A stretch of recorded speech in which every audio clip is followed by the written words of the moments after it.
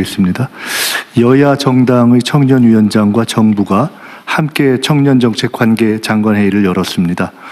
처음 있는 시도입니다. 이런 정책협치 시도를 다른 분야로도 넓혀 가겠습니다. 이번 국회에서 최대한 많은 법안들이 통과될 수 있도록 장관님들께서 적극 뛰어주시기를 부탁드립니다. 저도 여야 의원님들과 지도부를 만나서 노력하겠습니다. 오늘 회의는 먼저 현안 토의부터 시작하겠습니다. 돌봄 사업 국가 책임 강화 방안에 대해서 보건복지부 하기 전에 몇 가지 간단한 얘기부터 먼저 좀 하겠습니다. 오늘 혹시 저 집값 관련된 보고가 있나요? 전에 했던 임차인 대책 그 얘기 있습니까?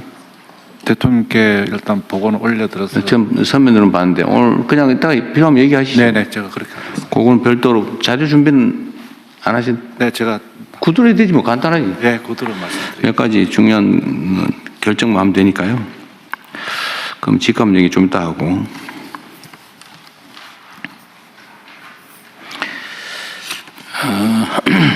이 민주주의라고 하는 게 말씀드렸던 것처럼 국가 간 경쟁에서 매우 중요한 요소가 된 것 같습니다. 국가 구성원들의 역량을 최대한 발휘하게 하는 것은 자율성과 민주성이죠. 민주적 역량에 따라서 국가 경쟁력이 결판나는 시대가 온 것 같습니다. 그리고 이 민주주의는 여러 영역에서 이제 현실화되긴 하지만 사실 국회가 아주 모범적인 공간이기도 합니다. 국민을 대표하는 대의기관이죠. 그래서 국회에서 이루어지는 모든 일들은 매우 중요한 의미가 있습니다. 그리고 민주주의에서는 팩트가 중요하죠. 예를 들면 사람은 주어진 정보에 따라 판단하는 존재인데 가짜 정보가 주어지면 제대로 된 판단을 하기 어렵고 그게 결국은 주권자들의 주권 행사에 왜곡을 가져옵니다. 그래서 민주주의에서는 팩트가 중요해요. 그래서 물론 언론도 그런 측면에서 존중받죠. 정론직필하는 게 언론의 본질적 기능이고 그게 민주주의 발전에 크게 기여하기 때문에 하여튼 제4부라고 입법행정사법에 이은 제4부라고 평가되기도 합니다. 인정받고 보호받고 또 그 점에 따른 혜택을 누리죠. 물론 그만큼의 책임도 져야 될 겁니다. 그런데 제가 뭐 얘기를 길게 하는 이유는 이 국회에서 의사결정을 할 때 진실이 무엇이냐, 팩트가 뭐냐를 발굴하기 위한 각종 행위를 합니다. 예를 들면 뭐 청문회든 국정조사든 뭐 이런 활동을 하죠. 그런데 이게 최근에 제가 보니까 국회의 권위가 훼손될 만큼 명백한 거짓말을 하거나 아니 뭐 이유도 없이 출석을 안 해서 국회의 권위를 무시하거나 이런 게 너무 많은데 이거는 그게 뭐 여에 유리하든 야에 유리하든 그건 중요하지 않습니다. 국가의 핵심 기구로서의 헌정 질서를 구성하는 핵심 기구로서의 국회의 권위에 관한 문제죠. 국회 위증 고발 사건들이 너무 적체되고 있는 것 같은데 이 국회 위증 고발 사건에 대해서는 그게 진실인지 허위인지 정당한지 부당한지를 신속하게 가려줘야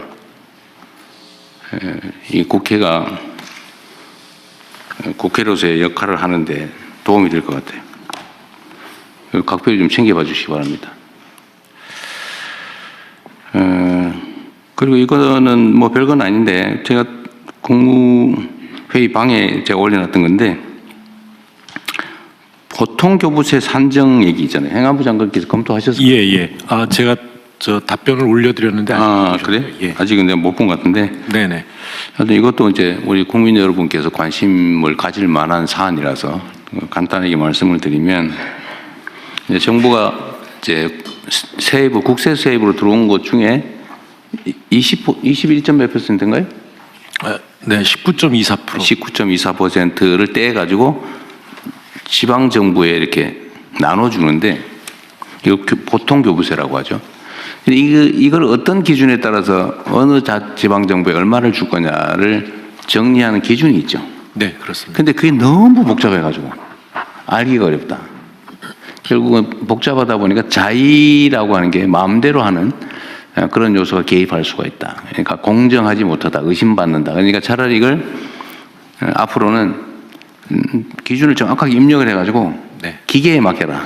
뭐 그런 주장이 있는 거예요. 네, 네. 뭐 일면 타당성이 있어서 공무원도 그 계산하려면 머리 아플 거고 뭐 그게 권력이기도 하지만 이걸 자동화하는 게 어떻겠냐 그 말이었어요. 좀 어땠어요 검토 결과는? 예, 제가 검토한 결과 이제 문제 제기한 만큼 그렇게 불투명한 것은 아닙니다만 이제 방식이 좀 복잡하다 보니까 그리고 이제 결과만 공개가 되다 보니까 그런 의심을 그렇죠. 과정과 기준이 공개가 안 되고 있죠. 예, 그래서 그 시스템을 개선해서 미리 이 자신이 자기 지방 정부가 어느 정도의 교부세를 받을 수 있는지 미리 산정해 볼 수 있을 정도로 기준을 공개하고 그걸 엄정하게 계산해 볼 수 그대로. 있고 그렇게 하면 될 것 같아요. 자기한테 온 게 정확하게 계산됐는지도 확인해 볼 수 있게 그렇게 시스템을 개선해 나가. 그렇게 해도 문제 없는 거죠. 예, 그렇습니다. 객관적 기준에 의한 거니까. 객관적 기준으로 해오고 있는데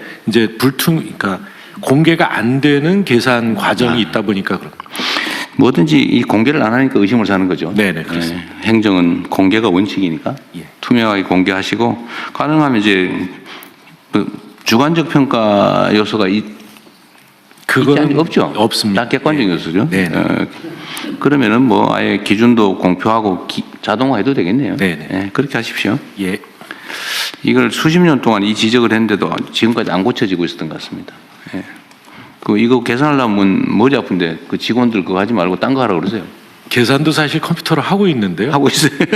사스 저 통계 시스템으로 하는데. 그래요? 예. 그래 뭐안 보여줄 이유가 없죠. 네네. 그 다음에 그 법무부에 이거 보셨는지 혹시 모르겠는데 지금 광역형 비자라고 하는 거를 지방 광역 정부에 주고 있죠. 지금 시범 사업 실시하고 시범 사업으로 뭐 하고 있는 것 같더라고요. 울산이 하고 있는 것 같아요. 예, 그렇습니다. 제가 저번에 울산 타운홀 미팅 갔더니 그런데 제가 그때 들은 얘기로는 울산의 조선업 분야의 노동자를 구하기 어려워서 뭐 조선이 세계적 화랑이고 우리나라가 뭐 세계 1위의 뭐 엄청난 나라라고 하는데 조선 노동자를 못 구해가지고 심지어 정부도 아니고 지방 광역 정부에게 비자 발급권을 줘가지고 네네. 그래서 외국 노동자를 데려오게 해놨다. 그래서 결국은 울산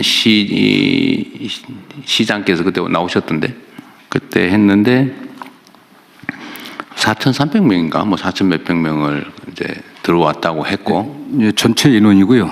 이제 들어온 게는 한 제가 알기로는 한 7,800명 정도 들어온 게 정확한 수준인지 기억이 안 나는데. 어쨌든 그때 들은 얘기야 4,400명이라고 그러고 임금은 220만 원을 주고 있다고. 그래서 제가 그 얘기를 듣고 사실은 세부 내용을 몰랐는데 그게 외국인 노동자 220만 원 주고 채용을 해가지고 일을 하면 국내 노동자 일자리는 어떻게 되며 네네. 우리 입장에서 보면 그 최저임금을 주고 있는 것 같은데 네네. 그게 앞으로 조선산업 발전에 도움이 되냐 그 사람들이 계속 숙련공으로 성장해서 중간 기술자로 그 성장을 해야 그 생태계가 유지될 거 아니에요? 네네. 근데 이 사람들 해가지고 뭐 한 1년 일하다 가버리고 또 220만 원 주고 쓰다 가버리고 이게 문제가 있는 것 같다라는 생각이 내가 얼핏 들었는데 나중에 보니까 요 비자로 들어온 게 4,000명이 아니고 허용 인원이 400 몇십 명이었고 그러니까 팁을 그것만 준 거예요. 근데 그 중에 88명인가가 네, 이제 됐다고 그러더라고요. 그런데 제가 드리고 싶은 말씀은 이 과연 바람직하냐 이게. 고용 문제나 이런 거는 국가적 과제인데 예. 특정 지역에 그 비자 발급권을 줘가지고 그 지역에 필요한 노동자들 데려다 써라 이래버리면 국가적 통제 관리가 되겠냐 그 의심이 갑자기 들었어요. 네네. 예. 지금 당장 판단하기 어려우실 수도 있는데 요거를 계속 유지할지 시범 사업이니까. 예, 시범 사업입니다. 그럼 평가도 얼른 해보고 과연 이게 정말 유지를 할 필요가 있는지 좀 점검해서 다음에 보고를 한번 해주세요. 예, 그렇겠습니다. 여기에 임금 문제하고 지금 들어오는 게 전체 조선 노동자의 과거 20%였는데 지금 30%까지 안에서 지금 외국인 노동자를 채용하고 있거든요. 그래서 조선 산업 분야의 노동자를 30%나 외국인 노동자로 쓰고 있다고. 예, 현재 그렇게 되어 있습니다. 이걸 좀 20% 좀 낮추는 문제하고 임금이 최초에는 그 GNI의 80% 정도면 되게 한 3,500만 원 정도 내외였는데 줄여갖고 지금 최저임금으로 하다 보니까 지금 대통령님 말씀하신 것처럼 떨어졌고요. 그래서 요게 최저임금이 아니라 지역별 그 생활임금 정도 수준은 돼야 되지 않겠냐라는 논의도 있는데 어쨌든 이게 국내 노동자들의 임금을 낮추는 그런 문제들도 있고요.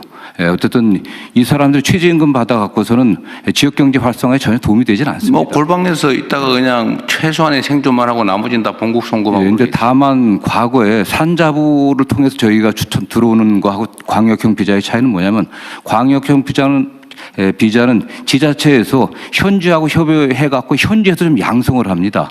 통합교육, 한국어 교육도 좀 시켜갖고 보내오는 거거든요. 네, 어쨌든 이건 면밀히 좀 검토를 해보겠습니다. 그러십시오. 이게 우리 산업부 장관님 어디 계세요? 지금 마스가라는 이 뭐 해가지고 우리가 이제 조선 분야의 전 미국 진출도 어쩔 수 없이 하게 될 수도 있고 그죠? 또 뭐 경제적 요인으로 따지더라도 우리가 조선 분야는 경쟁력이 높기 때문에 계속 성장 발전할 가능성이 높잖아, 그죠? 네. 실제로 경쟁력도 뛰어나다고 하고. 그런데 이제 산업부 장관님, 노동부 장관도 얘기 좀 들어보세요. 이게 우리가 이제 국가 정책으로 특정 산업 분야에 예를 들면 재정도 투자하고 외교력도 집중하고 뭐 어쨌든 막 국가 역량을 총동원해 가지고 키우잖아요. 그 중에 하나가 이제 조선 산업이란 말이에요.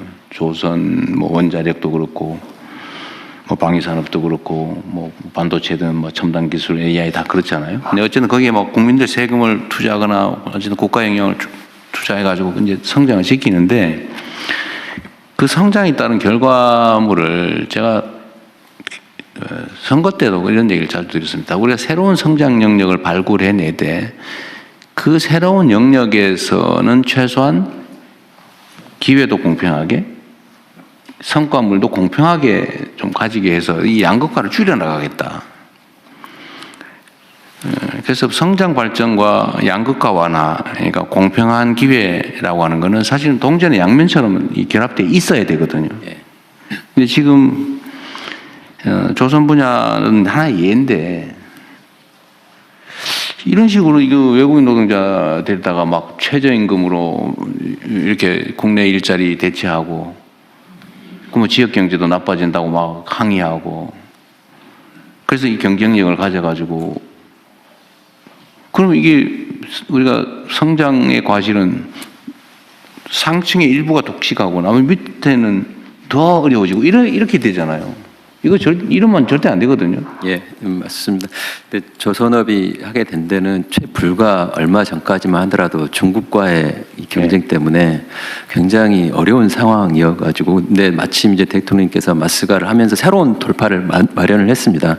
그래서 앞으로는 조선업도 대기업 조선소뿐만 아니라 중소기업 조선소들 그리고 부품업체들 같이 대통령께서 계속 강조하셨던 게 생태계 말씀을 하셔서 생태계 관점에서 마스가 프로젝트도 진행을 해서 말씀하신 내용대로 뭐 일부 대기업만 어떤 이득을 보는 게 아니라 중소 조선사들, 협력 기업들 거기에 근무하는 노동자들까지 같이 어떤 혜택을 볼 수 있도록 그렇게 지금 방안을 마련하고 그 방향으로 가고 있고요.